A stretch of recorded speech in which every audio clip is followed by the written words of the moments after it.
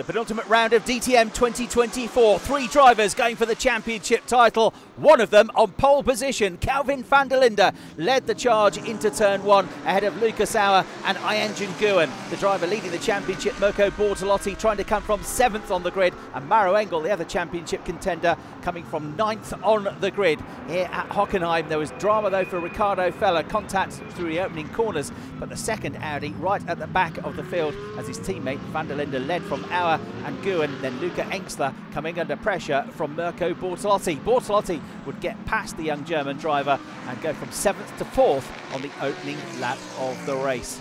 A good start as well for Maro Engel, who'd gone from 9th to 5th on lap 1. Kelvin van der Linde, though, would have to try and fend off Lucas Auer, the teammate to Maro Engel, and he was much quicker in the Mercedes. And then we got into the pit stop phase.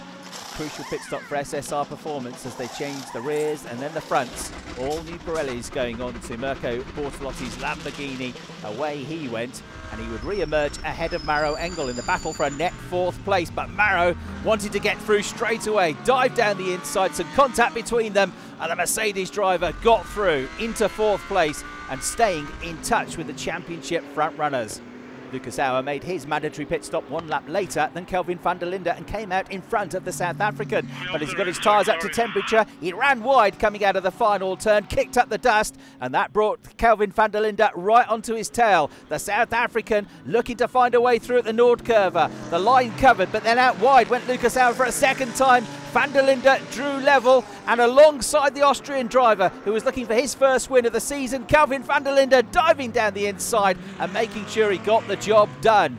So that would put him back into the net lead of the race when Jules Gounon and Sheldon van der Linde made their pit stops.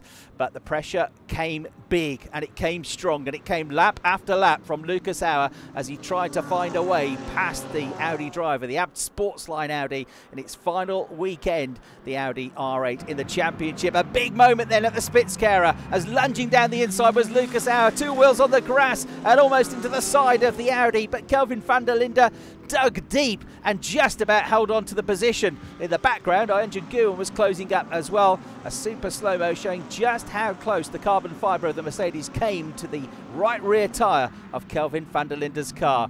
He did enough to hold on and get his 8th win in the DTM Championship, and with it, he would move into the championship lead with 1 race to go in the 2024 campaign. Kelvin van der Linde picking up his 3rd win of the season. Lucas Auer picking up his first podium of the year. And Ianjun Nguyen likewise in 3rd place. A race that required everything, mentally and physically. He could barely get onto the roof of the car to celebrate, but celebrate he did. Kelvin van der Linde, the winner of the penultimate race of DTM 2024. So having started the day 15 points behind the championship leader Mirko Bortolotti with the pole and the win, a maximum of 28 points, van der Linde moving into the championship lead by 2 points. Maro Engel 20 points behind, and there are 28 points up for grabs on the last day of the season. It is going to be a thriller here at Hockenheim as we look to see who becomes the 2024 DTM champion.